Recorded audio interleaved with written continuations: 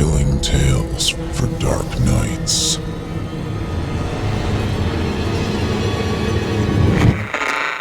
Want to make sure you never miss a Chilling Tales for Dark Nights video again? Be sure to subscribe and hit that bell to turn on notifications.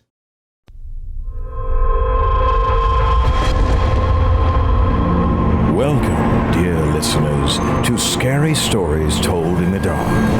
I'm Malcolm Blackwood, your host and storyteller. And you know, where I'm from, we don't do bedtime stories. So, if that's what you were expecting, you're in the wrong place. If it's terrifying tales you're after, well, then I've got just the thing. So, get comfortable, settle in, turn off the lights, if you dare. Your night is about to get a whole lot darker. Besides, who needs sleep anyway?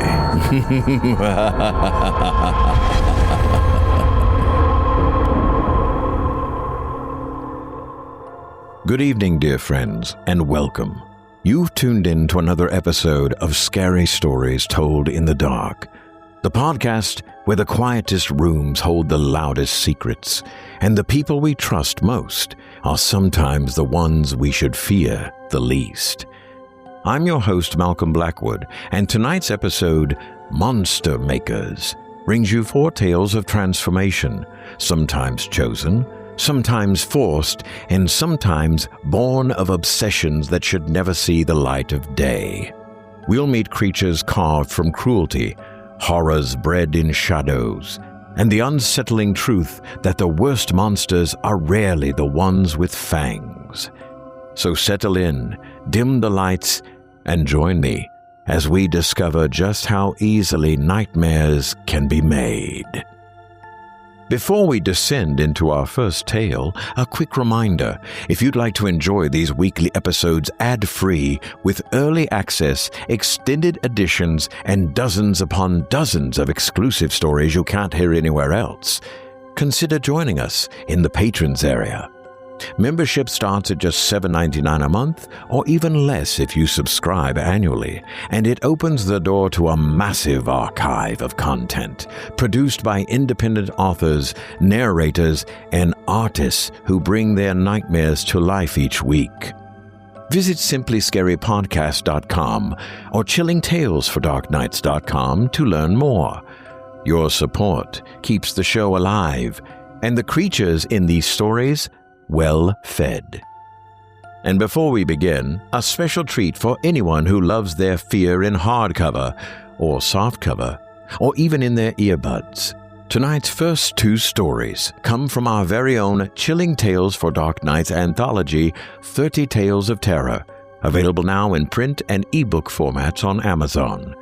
Featuring 30 chilling stories and beautifully macabre illustrations by David Romero, the book brings together some of the most talented voices in modern horror, including many whose tales you've heard right here on the show. And if you prefer your terror spoken aloud, you're in luck. The audiobook edition is performed in full by our friend Eric Peabody, host of Horror Hill, whose voice brings these nightmares to life in all new, bone-rattling ways. So pick up your copy today and prepare to lose yourself in tales of creatures, curses, and the secrets hiding just beyond the corner of your eye. Now then, let's begin. Our first story tonight, from Kyle Harrison, takes us to the edge of the water, where a boy grows up beside something far more dangerous than a family pet. When a father's obsession with apex predators goes too far, the line between caregiver and prey starts to blur, and nature proves that it keeps its own scorecard. This is Overbite by Kyle Harrison, presented by yours truly, Malcolm Blackwood.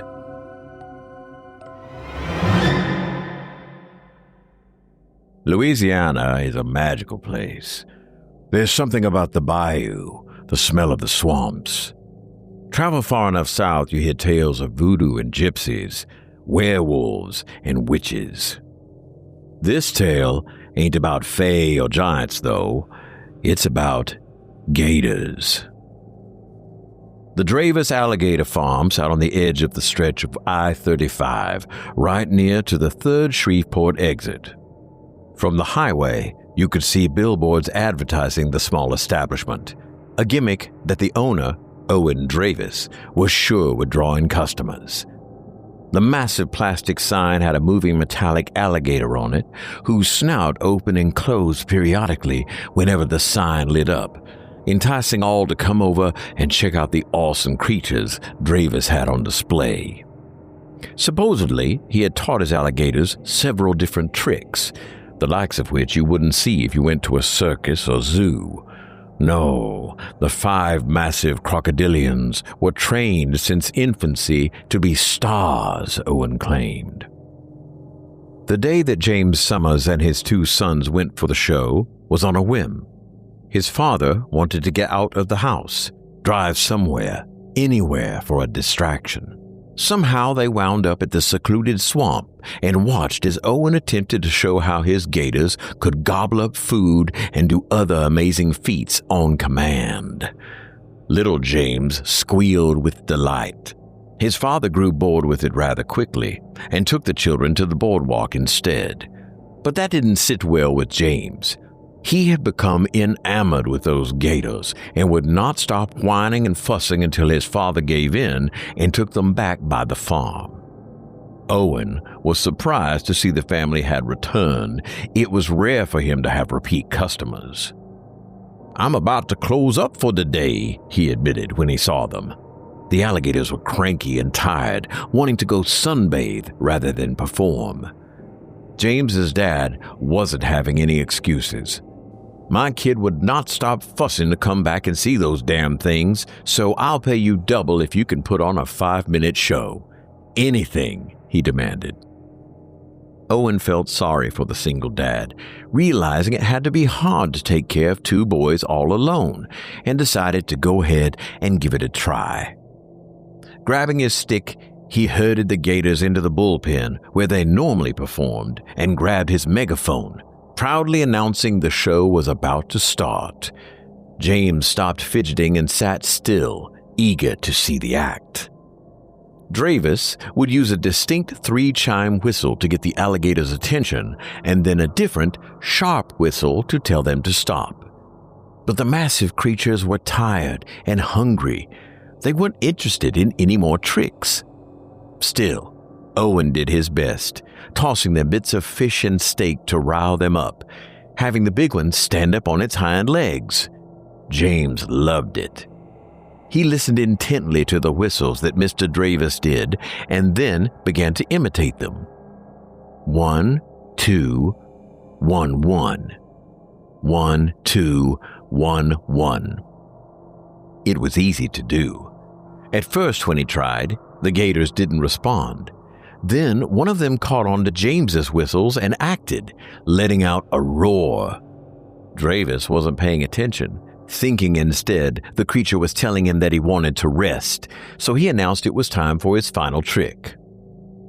"I will be placing my hand inside the alligator's mouth, trusting the creature implicitly to not bite my arm off," he shouted. James hung on every word. He was wide-eyed and slack-jawed, wondering what would happen.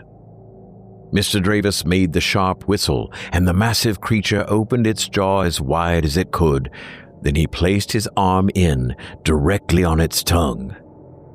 "And just to show that I am not bluffing, that I trust this creature with my life, I will now be ordering it to close its mouth," Dravis announced. He made the whistle. 2, 2, 1. James frowned. That didn't sound right. He knew it was different. He tried it himself. As he tried, the gator seemed confused, and Owen chuckled, deciding to do the trick one more try. Then James made the correct whistle. 1, 1, 2. The alligator obeyed and slammed its mouth down directly on Mr. Dravis's arm. The man screamed and yelled at the top of his lungs as the creature's jaw tightened and he began to kick at the animal, desperate to break free. James's dad hurried and called for an ambulance, and James, he simply watched in awe as the blood began to drip from the monster's mouth. With each passing second, the creature tightened its grip on Owen's arm, and he saw skin and muscle beginning to mix. Bits of sinew and bone were pushing out, and all the while, Dravis was screaming bloody murder as he struggled to not pass out. The whole mess lasted about 3 minutes. It was a nasty and brutal scene of utter violence and gore, and James loved every minute of it. The ambulance arrived about 5 minutes after that, but Owen had already lost too much muscle for his arm to be repaired. James's father took his boys to the hospital too, just in case the experience had traumatized them. James's brother Travis hadn't paid much attention to the entire situation and only wanted to get back home and play football. But James seemed to have been changed by the event. After that day, he was obsessed with anything that closely resembled alligators. Toys, stuffed animals, books, games, it all revolved around gators for the next year. His father eventually grew concerned, thinking that maybe the incident with Mr. Dravis was affecting his son's mind and had him taken to the family therapist. But they couldn't find much wrong with the boy, except his sleep habits. For some reason, James had begun to sleep more during the day than at night, but the doctors just simply asserted it had to be a growth spurt. James was overjoyed that his love of gators wasn't the cause of any trouble, and he used the opportunity to convince his father to let them go back down to the bayou to see the farm again. Unfortunately for the gator-loving boy, everything had changed dramatically since their last visit. For one thing, Owen was no longer the owner. A new Chicago businessman named Leonard Rainier was now in charge, and he was searching for every angle possible to profit off of the 5 massive crocodilians, including their supposed love for human flesh. Prices had doubled since the last time the Sumners had visited, and now the gators seemed less happy, more irritable, and also lethargic. Had they not been fed as often? Or were they being pushed to perform more frequently? Mr. Rainier did not seem a friendly man. He reminded James of when his father drank and how cruel he could be. What if the gators were being mistreated? It made him sick to his stomach to even consider it. Meanwhile, Travis found it all to be a big joke. "You wasted your time coming down here just to see those stupid animals," he laughed. "They aren't stupid," James shouted back. The boys soon were bickering and getting ready to fight one another. Their father was nearby, on an important business call and not paying attention as they started to shove one another back and forth. But the gators were paying attention. The loud noise and the agitated voices James and Travis were using interested them, and the 5 beasts started to lumber toward them. But the poor boys didn't notice. They were getting more physical, wrestling in the ground and moving closer to the railing. Closer and closer to the edge, the mighty beasts opening their mouths, snapping their jaws and growling as Travis and James got more and more agitated with one another. "You're just an idiot," James said as he gave Travis one final push. Then his brother hit the railings and lost his footing. A few seconds later, he was falling into the gator pit. The creatures moved toward him like he was a fresh piece of meat, and James shouted in surprise as he realized the danger he had just placed his brother in. Rainier tried to shout orders at the brute animals, but they weren't listening. They were hungry and angry. All they saw was food, and Travis ran like the devil himself was after him. Thankfully, Travis managed to scale the railing just before the biggest gator got to make his move, his massive jaws smashing shut as the boy crawled to safety. But the incident was the nail in the coffin. Code enforcement was called and determined that the animals were no longer fit to be kept at the farm, and they fined Mr. Rainier well over $1 million. James never got to see his beloved animal friends that he had become so enamored with again, and his father forbade him from obsessing over them at home as well. "Those monsters nearly killed your brother. Do you really believe that they can be gentle giants? Wake up, boy." His father resorted to drinking and being abusive again after that, driving the wedge further and farther between them. James knew what to do. He kept his head down. He didn't cause problems. He didn't even try to mention gators again, but he kept them close to his heart. His father couldn't take that away. Years passed, and like all small boys, James became a man. He started a small business as a taxidermist in Folk, Arkansas, away from the prying eyes of his father.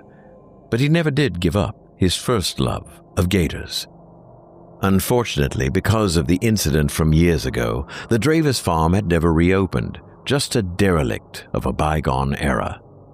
The land wasn't worth anything, and the state was considering bulldozing it down to make way for a new casino. James didn't think that was fair. He had waited so long to finally be able to rekindle his interest in training the monsters, only to have it snatched away again. It didn't sit well with him at all. He was so angry, in fact, that he went out that night and killed several frogs and spotted owls in the surrounding swamp. He was in his garage, ripping their innards out and getting them ready to be stuffed for display, when his father walked in on his handiwork. He had come down to Folk to tell him some bad news about another family member, but all thought of that was forgotten when he saw the grotesque ways James harmed the animals. His father stifled a scream. "What is this?" he asked loudly over the sound of a running table saw, shocked at how brutal he had been with the removal of the animal's organs. "You wouldn't understand," he admitted, looking down at his tools and thinking of how easy it would be to gut his father the same way. His dad looked at the carcasses, trying to comprehend how the boy he raised could do something so horrible, but it didn't make sense. This had to be a darker side that James had never shown. He stumbled backwards to escape as James tried to make excuses. Then he slipped and fell amid the scat and blood. It happened so quickly, James didn't get a chance to stop his dad as his head slammed into the side of the saw. It sliced his skull apart. James was in shock, staring at his father's limp body as it stuck in the woodshop saw, and he couldn't help but laugh. That only fueled his hunger for blood further. He started to plot and to scheme of how he could regain what he had lost. The gators were something special to him, and no one would ever take them away again. It was unfair. Justice had to be served. So he started to stuff his father's body as an experiment to prepare for what was to come. So it was mid-spring of that same year he called up Travis and suggested that they have a brotherly outing to reminisce about the good old days, and the spot where they would meet was a property that James had just recently bought, Dravis Alligator Farm. The place was about as devoid of life as a ghost town, nothing like the beautiful stalls that had once adorned the swamp. When Travis arrived, he was shocked to see that his brother was already trying to fix up the place, as though expecting it would one day become a thriving business. "You just don't ever give up, do you?" his brother sneered. He looked around the place. It was covered in dust and muck and even wild hog scat. A complete disaster. There was even a lifelike human mannequin that made Travis stop and shudder. What had happened here? "Where the hell are the crocs?" Travis asked. James turned around, holding a sawed-off shotgun. "That's where you come in, big brother," he said, stepping out of the way to reveal a rusty cage. There was a small dish of chicken parts and a bowl of water inside, along with different chains designed to house multiple alligators. But the moment Travis saw the gun and the wild look in his brother's eyes, he knew that this cage was for him. "What's gotten into you?" Travis asked nervously as he jumped away and started toward his car. He never made it that far. The shotgun was actually a tranquilizer, and James had plugged in enough meds to take down a full-grown horse. Travis was hit right in the thigh and immediately felt dizzy. He grabbed onto the side of his car's door, trying desperately to crawl inside and get away, but James was already on top of him. He used the butt of the gun to knock him unconscious and then proceeded to drag his brother over to the cage. When Travis woke up, he was chained up at the feet and hands and completely naked. "What is this?" Travis shouted as James gave him more chicken parts. "When I was a child, this place was a dream come true, and you took that from me. Now, you're going to help me get it back," James said. He had an evil gleam in his eye. "What are you going to do to me?" Travis asked, disgusted by the smell of blood and guts in the bucket. He had no intention of eating the nasty, unprocessed food. But James knew his brother's will would break eventually. The farm was still considered closed, so no traffic would come by and be aware of the man locked in the cage. And if Travis was wondering why their father wouldn't check on them, well, if he only knew more about that mannequin at the front entrance. Days passed. Travis tried to starve himself, but it didn't work. Eventually, his body forced him to try and drink and eat something, anything. All the while, James was busy crafting something special, a unique leather that he intended to make look like crocodilian scales. It was the end of the week when James started. He took the food away and forced Travis to become dependent on him, to the point that his brother couldn't piss or shit without being instructed. His spirit was broken. He was a prisoner of a madman. And then, once he saw the life was gone in his eyes, James began to strip his brother of his flesh. It was a hot day when he gathered the hot wax and the peeler, and he started on Travis's legs. Slowly, meticulously, as though he were another trophy that was won, James took away his skin. His brother screamed, moaned, and wailed for the first few moments, and then fell into shock. James made sure he didn't bleed out and that every bit of skin was collected in a bucket to be processed. He wanted his gator to be strong, stronger than any that had ever lived. Eventually, the evening rolled in, and James was gluing the leathery scales to his brother's legs. Once he was sure they were all in place, he went and grabbed a mallet from his work truck. The next step would require that he break Travis's legs. He waited until his brother was awake and conscious the next day, his body trembling in pain as the sun hit his burning flesh. The scales were mishmashed in his legs and crotch, barely giving him any room to even piss on himself. In that moment of abject shock, Travis came to his senses and began to fight back. He shouted and cussed at James as he approached with the mallet, shaking and trying to break the rusty chains. Adrenaline kicked in, and somehow one of the chains did break. But James was quicker. He slammed the mallet against the back of his brother's leg, straight in between the tendon. Travis screamed and tried to kick. Then James smashed it again, and again, and again.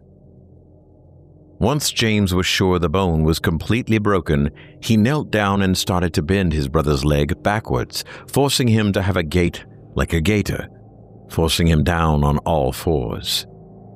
Travis was sputtering nonsense, begging James to stop, but he was too drunk on power. "Please, please, James, I have a family now, a little girl. Don't do this. You'll kill me," he said as blood spilled from his mouth. "All that you took from me, and you think I give a damn? I don't care what you lost. It's nothing compared to what I had," James snarled back as he kicked his brother straight in the jaw. It was so hard that it broke the bones, and his mouth hung loose. Travis was barely breathing, drooling now as his insane brother returned to his leatherwork. "Don't you worry, brother. The jaw will be replaced. You'll be new again. A monster." "In some ways, I guess it's not much of a transformation at all, is it?" James asked with a chuckle. He worked on into the night. During the next few weeks, Travis's fingernails grew long like claws. His hair was shaved and his forehead scalped. The leathery scales covered his body, his neck and jaw elongated by stretching and constant binding. Then James began to feed him the skin that he had peeled off. Bit by bit, his brother lost his humanity. It took months, but finally, Travis was hardly recognizable as a person. He had a longer body and a tail now, and the leathery scales covered every inch of his burnt and peeled flesh.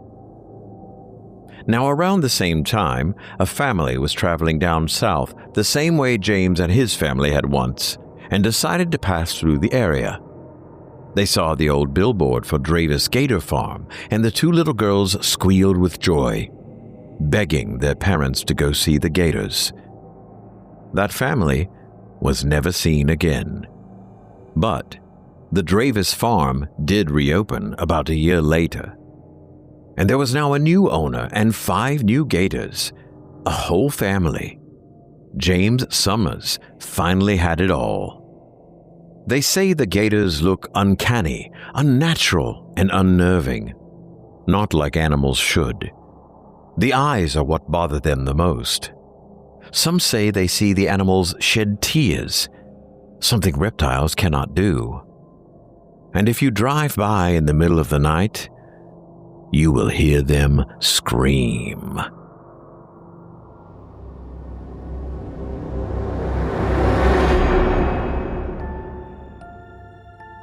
That was Overbite by Kyle Harrison, presented by yours truly, Malcolm Blackwood. Some say nature shapes the creatures that survive. Others say it's nurture. But sometimes monsters are made one bone at a time. If that tale of tooth and terror left a mark, you'll find plenty more where it came from in 30 Tales of Terror, the official Chilling Tales for Dark Nights anthology. Since 2012, Chilling Tales for Dark Nights has been keeping listeners awake far past their bedtimes with audio adaptations of some of the darkest stories the internet has to offer. Now, for the first time, 30 of those tales, never before collected, are gathered into a single volume, each accompanied by an ominous illustration by David Romero. Cursed objects, hungry creatures, haunted homes, vengeful spirits, and more than a few unfortunate souls who never saw the danger coming. The audiobook edition is narrated in full by Horror Hill host Eric Peabody, whose voice many of you already know and fear in the best possible way. It's available alongside the paperback and Kindle versions on Amazon.com. Readers are already singing its praises. One reviewer called it a wonderfully varied mix of horror with no two stories alike. Another described it as a brilliant collection by brilliant people and a must-have for anyone who grew up loving scary stories. A third suggested it was the perfect companion for a weekend getaway in a cabin in the middle of nowhere, assuming you don't mind checking the locks twice before bed. So pick up your copy of 30 Tales of Terror today, print, digital, or audio, and let us keep you company when everyone else has gone to sleep. Our second tale, from Seth Paul, starts in a much friendlier place, a city apartment, a best friend, and a new boyfriend who seems too good to be true. He's handsome, generous, successful, and devoted to his very well-trained dog, almost too well-trained.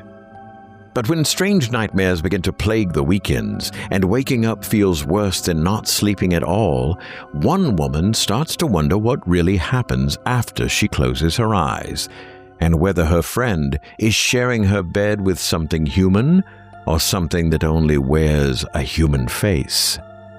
This is Must Love Dogs by Seth Paul, presented by yours truly, Malcolm Blackwood.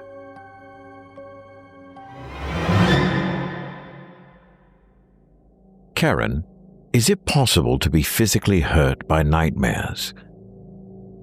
Marilyn and I had been friends for a long time. We were often mistaken for sisters because we looked so similar and spent so much time together. And for most, that question would have been written off as silly at best and crazy at worst. Of course, nightmares couldn't actually hurt you. Sure, you could roll over in bed and hit yourself or sleepwalk, but that was a different story altogether. But I saw her dark-rimmed eyes, and I knew something had to be going on. She had called me over tonight, and I thought it was just going to be girl time, watching Gilmore Girls like we like to do and eat a bunch of popcorn and Chinese food. I jumped at the chance because she'd normally spent her Saturdays with her new boyfriend, Darren. She loved the guy. They met by chance in the dog park. She with her Pomeranian, and he with his incredibly well-behaved pit bull. I thought the dogs were banned in the city limits myself, but he had told her that anything was possible with the right permits and knowing the right people. He was a day trader, and apparently he was very good at it. His car was nicer than my apartment, and he was always taking Marilyn to fancy places to eat.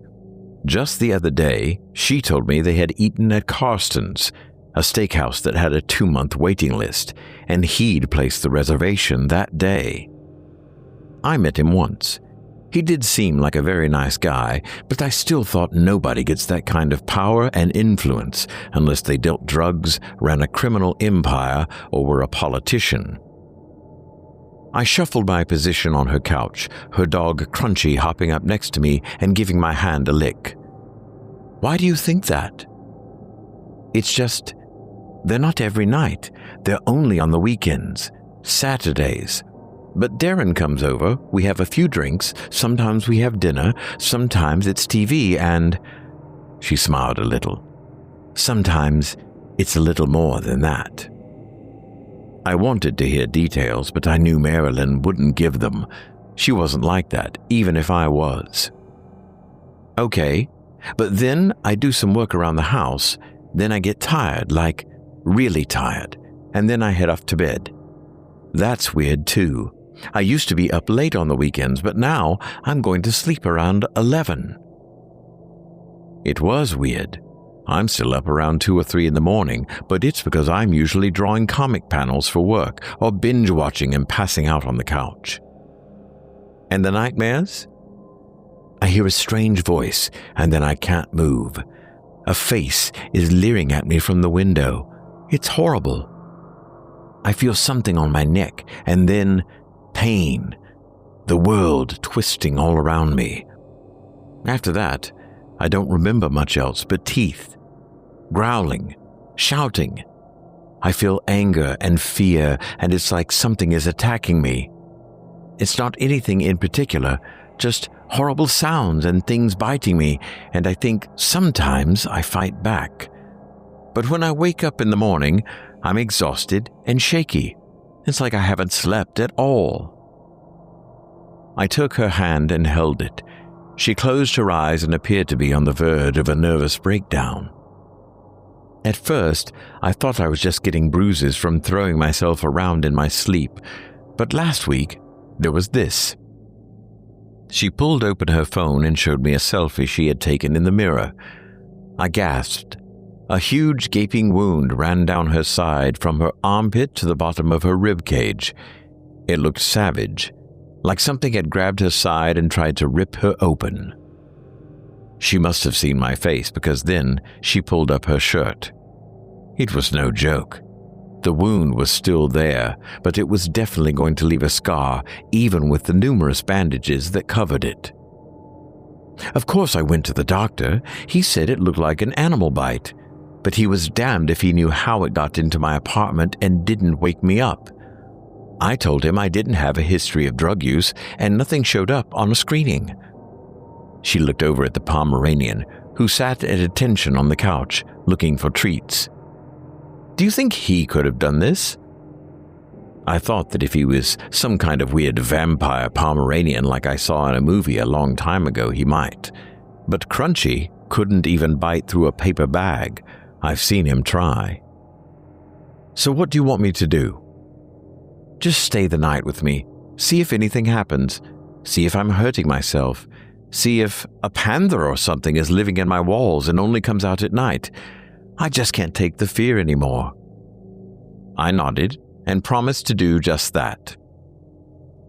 We did watch some TV, and after some time I offered to get something to drink from the fridge. There was a single beer left in a six-pack, but knowing she wanted me to watch her, I asked if she wanted it instead. She said she didn't mind. It was left from last Saturday when she and Darren hung out last. I opted for some leftover Sunny D she had in the back, reminding myself to ask her if she was secretly still in fourth, even if it was me drinking the stuff. What? It's good. Around 11 o'clock, we finished an episode, and I looked over at Marilyn to see what to do next, but she was in no shape to watch anything else. Her eyes were completely rimmed, tired, and they were slamming shut as she sat next to me.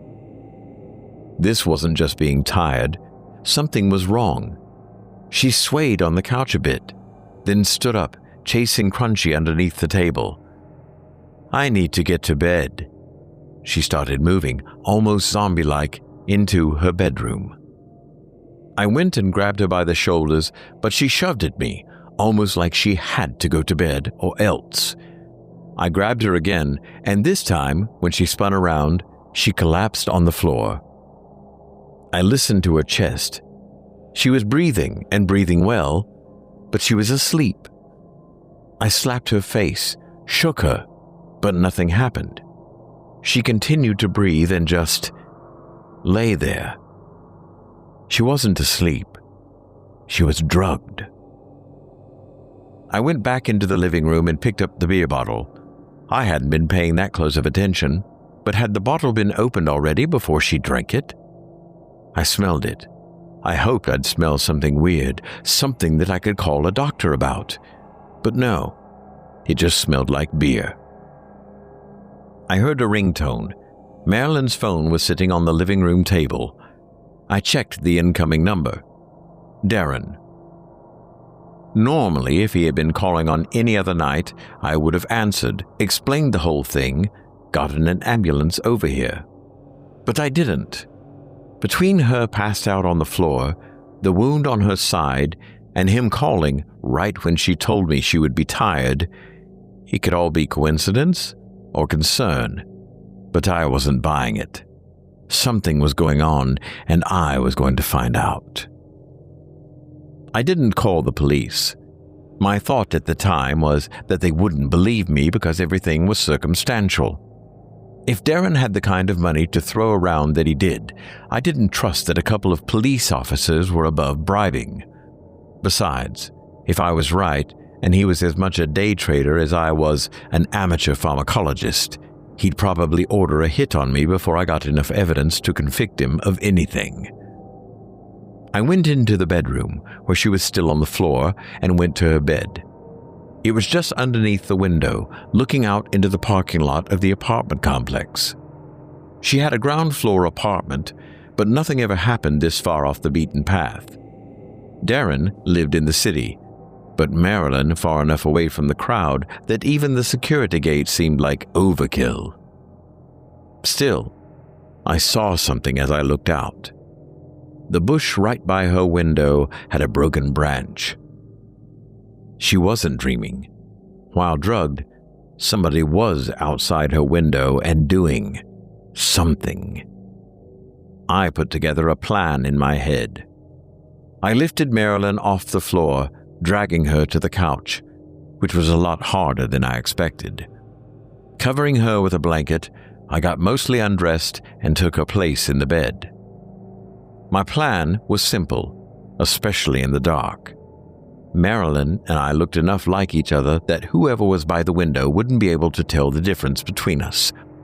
But instead of a drugged, defenseless young woman, they'd find her pissed-off best friend, armed with a kitchen knife, and they'd get a nice, nasty surprise. After about 10 minutes, I could hear the gate buzz, and headlights passed along the walls as a car weaved its way the short distance from there to a parking spot just outside the building. I heard a car door open and shut, somewhat quietly. I gripped the knife harder. A shape came to the window, blocking the light from the street lamp outside, shadow looming large on the wall. I risked turning a little, still pretending to be asleep, and cracked an eye to get a good look. In the dim light, it was hard to make out details, especially with my eye barely open, but I could see the nice suit and square shoulders that left me no doubt it was Darren. But something was wrong. Even in the darkness, I could see his eyes. The irises almost seemed to glow, glinting with yellowish light, and his teeth shone with a big, cat-like smile. But they didn't appear white. They had a dark, purplish hue, like a dark light was shining on them. Darren waved his hand by the window, and I swear beyond a shadow of a doubt that I saw the latches twist all on their own, and he slid it open. I began to doubt the foolproof nature of my plan. Then, as he leaned over me, he pulled something out of his jacket. Something long, thin, something that jingled as he brought it in close. And then he spoke strange, guttural words. I couldn't move, not in terror, not in shock. I literally could no longer move. My arms froze in place. The knife fell from my fingers into the bedsheets as they locked open. I tried to bend them, but nothing happened. He took that thing he was holding and wrapped it around my neck, and then, with a click, a clasp on it snapped. Two things happened when I heard that click. The first was the realization it was a dog collar.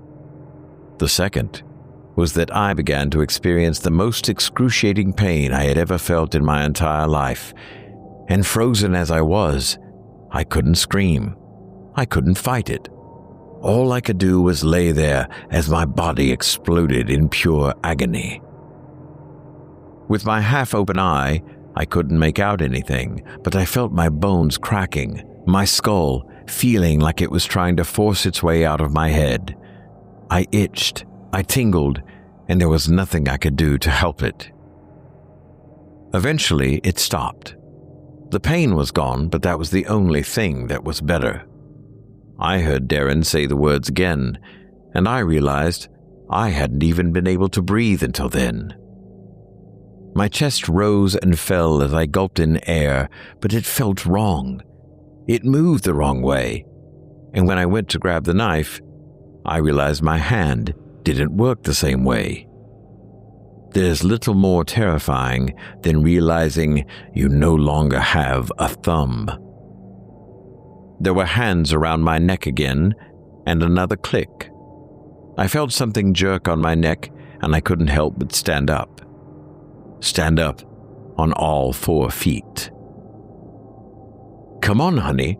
It's time again. Again? Who in God's name was this man, and what had he been doing to Marilyn every Saturday night? I wanted to grab him, throttle him, stab him, scream at him, do anything to make him pay. But he snapped his fingers, and suddenly, I couldn't do any of those things. I wasn't frozen anymore, but I was no longer in control. He beckoned me, and against my wishes, I jumped out of the window, landing on the sidewalk with a jingle from the collar around my neck. The ground was a lot closer than I was used to, but as he pulled me along by what I now realized was a leash, my hands and feet didn't mind the hard surface as much as they should have. I was also noticing the air smelled different, full of all sorts of weird aromas I'd never noticed before. I was so caught up that I barely noticed as I jumped into the back of his car, into a metal cage, and then the door shut behind me. The trunk slammed shut, and he got in the driver's seat and took off. I didn't know where he was going, but the thing I was more interested in was the other cage in the car next to me. A large, powerfully built pit bull was in it, and it stared at me. I've never had a dog stare at me like that in its life. It unnerved me so much that I felt myself backing away and curling up on the floor of the cage. I finally got a good look at my hands, or what they now were. They looked an awful lot like the feet on the dog across the way from me. Darren finally slowed his car, and I looked up to see we had pulled into a rundown industrial park somewhere on the outskirts of downtown. We arrived at a building with a domed roof and many, many broken windows. But despite having looked long abandoned, there were lights on. When Darren came and opened the trunk, I could hear voices inside the building, all shouting at once, and barking, growling, and yelping. Darren opened both cages and snapped his fingers. Both I and the dog got out and sat down on the concrete, and Darren reached over and slid something over my face, tightening it down with a set of straps. It was uncomfortable and unpleasant, but I was under his control and could do nothing to get it off. The other dog, though, turned and looked at me again with that glare as Darren put a muzzle on his head, and I realized that the finger snapping was for me only. The other one was obeying without being told. That only made me feel worse. He led us both by leash into the building where something looking like a boxing match was going on, but far more stomach-turning. A group of maybe 50, 60 people, some with pit bulls of their own, some with only wads of cash, were watching other dogs one-on-one, going after each other for their entertainment. I wanted to cry as I saw the losers limping away in defeat to their owners, who berated them as they handed over stacks of money of their own to the winners, as well as the ones just placing bets. I knew these places had to exist, but I never wanted to know they did. A fat man in one of those green accounting visors walked up, cigarette dangling ash. "Brought both tonight, Mr. Green? Planning on clearing the place out?" Darren gave a mild look of annoyance and even winced as he looked out into the crowd of people. "Actually, I don't really have the competition tonight, and I'm feeling generous. I'm having them test their skills against each other." The man coughed, the ash finally flaking from his cigarette all over the dirty floor. "Each other? But I thought she'd want a rematch against Hannibal for sure, the way he tore her up." "Oh, Hannibal just got excited. I don't blame him. It's not the animals I get upset by. It's the people." He looked down at both me and the other dog. "People are so bothersome. Right, Marilyn? Iblis?" I tried to cry, but all that came from my throat was a high-pitched whine. Iblis, on the other hand, not only glared at me once again, but the edges of his jowls rose as if he were trying to smile. The man with the visor spoke with Darren in hushed tones for a few minutes longer, then turned to the crowd and announced, "Ladies and gentlemen, we have a special honor tonight. Mr. Darren Green is offering equal odds on a match between his up-and-comer Marilyn and his longtime champion Iblis. Let's see those bets, people." So much money changed hands. It was all so sickening. Then, Iblis and I were ushered into the central pit. Taking us off the leashes, Iblis began to pace, growling, snapping his jaws as much as he could with the muzzle still in place. Finally, in control of myself, I backed away into the corner, trying to make myself as small as I could. I couldn't really tell how big I was compared to him, but his jaws were monstrous, flecked with spit, teeth that could rip a man's arm off if given the chance. With that menace in his eye, there was no telling what he would do to me. I could already hear betters groaning that they got gypped, shaking their head as they looked at me. I suddenly wanted to go and rip all of their arms off, the savages. But between the muzzle, the abject fear, and the fact that my mind just couldn't handle what had happened to me tonight, I stayed right where I was. I felt rough hands grab me under the chin, beginning to undo the straps, as another man did the same to Iblis. Iblis tried to leap at me, ready to tear me apart. But with one strap remaining and the two dedicated men who held him back, I could hear the visor man speaking over the crowd. On 3, 2, 1, release! I felt my strap pull away, and Iblis dove out of the men's arms, rushing at me. I heard very faintly under the noise a snapping of fingers.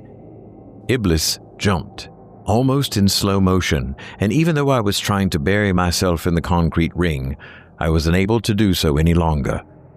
Under someone else's control, my jaws opened, and I buried them in his exposed neck. It was over in seconds. Iblis never stood a chance. It was so quick, so brutal, so mindless. I only saw flashes of red, felt the skin tear beneath my teeth, and I tried desperately to shield my mind from what I was doing against my will. I stood up, uninjured, as I saw Iblis lying on the ground, blood seeping around him. The crowd silenced. The silence lasted for only moments, and then surprised losers handed their money to surprised winners, and suddenly it was back to the way it was. Darren ran into the pit, checking Iblis over and looking at me. I heard Iblis whining, breathing hard, staring at me no longer in anger, but in pleading, in shock, in terror, not understanding. I suddenly felt great pity for the monster who almost murdered me. Darren called over a few men who nodded and lifted Iblis, and putting me back on the leash, led us all back to his car. After I was loaded into the cage in the back, Iblis was placed in next to me, still whimpering and breaking my heart. I heard Darren speaking some distance away to the visor man. "Sure you don't want us to dispose of him?" "No, he was mine. I would deal with it." "Understood. That Marilyn of yours, though, she's a real contender. Hang on to her longer than the last one, okay?" "I will. I do love my dogs, you know. More than you'll ever know." We were on the road again a little bit later.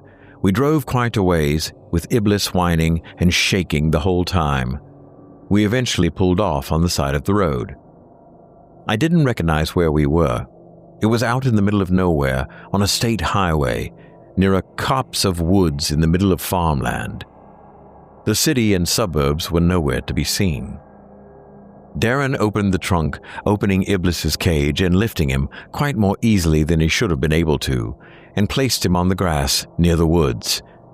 I heard a clicking and then a horrible, crunching noise. A voice then spoke that I didn't recognize. A man's voice. "Darren, please. You let a little thing like jealousy get in the way. She would have been gone at some point, like all the others. You know that. Just because things have been, well, more pleasing than usual, you go and try to get her killed by working up Hannibal before their fight. That kind of thing I just can't stand for. But doesn't it mean anything to you after all these years? Aren't we friends?" "I've lived more lifetimes than you can ever imagine, Iblis. I've had many friends and seen them all die at some point. I knew it would happen to you too. That's why I tried to keep everyone at a healthy distance. But it is a shame. Most of them die as men and women, but you preferred being a dog. And when you act like a dog, you can die like one too, and stay that way. No one will ever mourn your loss." Iblis protested, but even though I couldn't see anything, I heard the collar snap back into place, and that horrible noise once more. I heard a thump, then a loud yelp, then the sound of something being dragged into the woods. I dared to lift up and look out the window. At the edge of the trees, I saw Darren pushing something into a hole. Then, bringing his hands together, a mound of earth fell into the hole, pushed by nothing. He grabbed something from the ground and wiped it on the grass, and I saw the glint of a knife briefly before he slid it back into his jacket pocket. He came back to the car and looked in at me, smiling. "I'm glad that you won't remember this except as a dream come morning. He was with me a long time and—" Darren stopped speaking as he noticed something for the first time. How did your scar heal so quickly?" He opened the cage and snapped his fingers, bringing me to the road. He then removed the collar from my neck. I felt the pain return, but this time I could scream. He hadn't put the spell on me to freeze me. As I returned back to myself, he looked confused, frightened, and completely surprised. I took that moment to try pronouncing that spell myself. With that same surprised look on his face, he froze in place. I removed the collar from his hands and snapped it around his neck. This time, I got to see the process for myself. Darren's beautiful suit was destroyed as his body twisted, bent, expanded, and shrunk all at once, and he stood on the ground, on all fours. I wanted to say what stood there was a pit bull, but whatever Darren was, he wasn't all human. The creature before me was dog-like, but larger, covered in boils, tusks jutting from its mouth, patches of fur missing, the head bulbous and horned. He remained frozen there on the highway as I dug through his clothes, retrieving his keys. I didn't know how long it would last, or if it would even wear off, but I wasn't taking chances. I also took some of the clothes that were in better shape as I suddenly realized I wasn't clothed myself, and covered myself before kicking the demon dog in the ribs. I heard a nice crunch. "That's for Marilyn, you filthy son of a bitch. I'll see you burn in hell before you touch her again."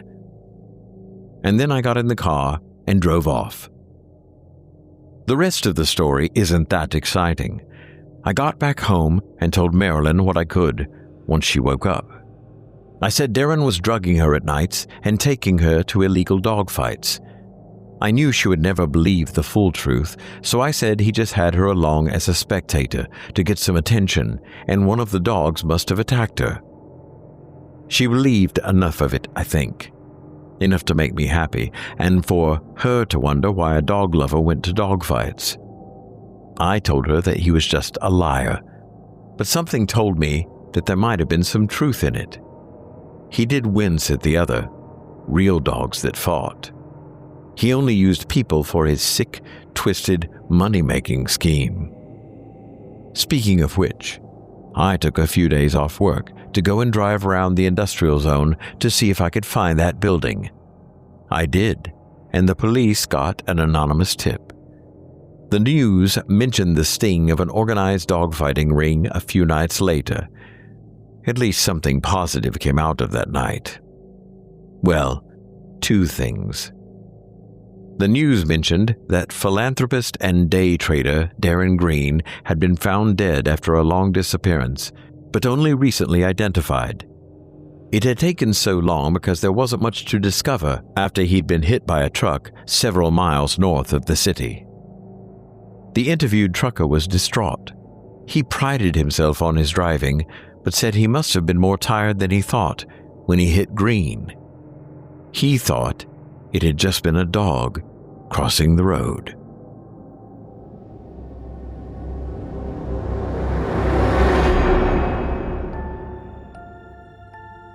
That was Must Love Dogs by Seth Paul, presented by yours truly, Malcolm Blackwood. Love can change a person, but what if the change is literal?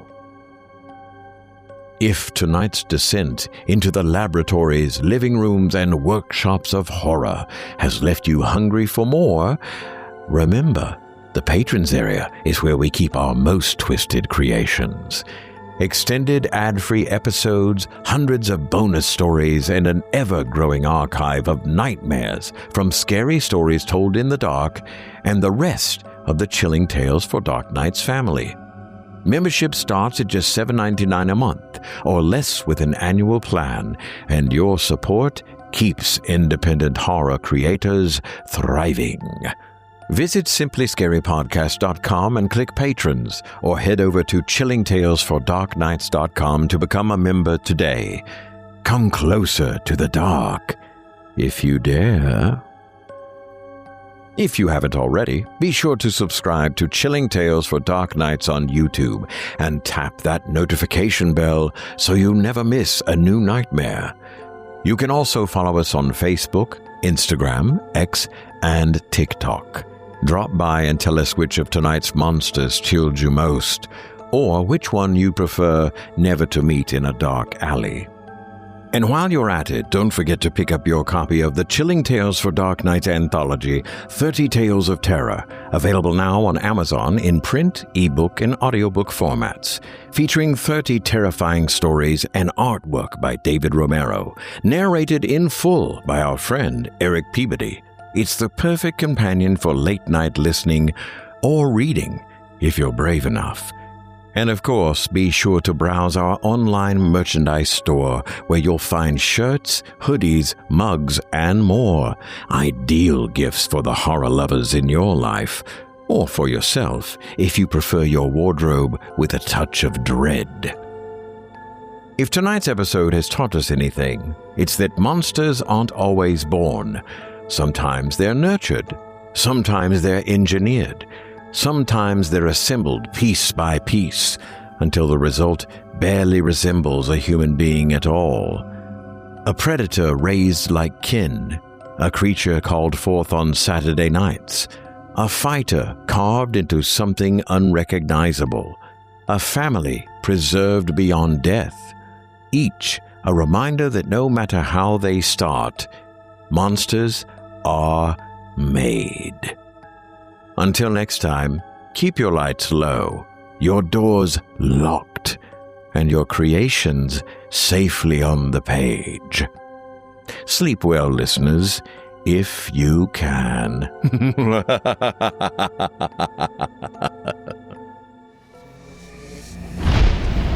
Thank you for listening to Scary Stories Told in the Dark, a production of Chilling Entertainment and the creative team at Chilling Tales for Dark Nights, and a proud member of the Simply Scary Podcast Network. Visit simplyscarypodcast.com to learn more about our network and our other amazing storytelling programs. Tonight's program was hosted and its featured stories performed by yours truly, Malcolm Blackwood. Selected stories have been adapted with the kind permission of the respective authors.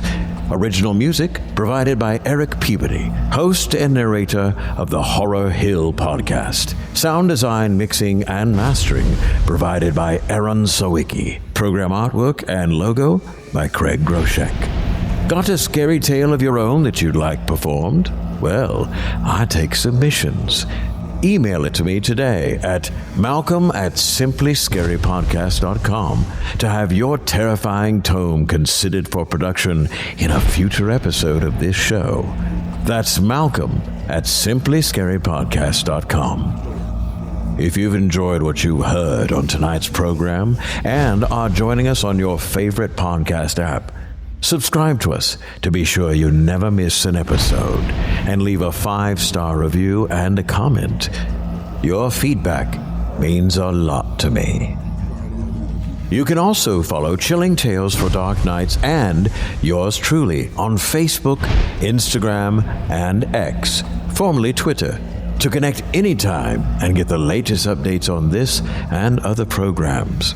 If you're listening on the Chilling Tales for Dark Nights YouTube channel, do us a favor and hit the subscribe button and the bell notification icon for ctfdn as well to get more spooky tales from me and the crew and another episode of this program each and every Sunday. And don't forget to hit that thumbs up button and tell us how we're doing and leave a kind word or request. Don't forget to visit us at chillingtalesfordarknights.com and consider supporting the team by becoming a patron. In addition to helping us out, you'll get exclusive access to our audio archive and ad-free downloads of all your favorite stories, including those you've heard on this program. As for me, I'll be back next Sunday with more terrifying tales to keep you up all night. But that's all right. Who needs sleep anyway?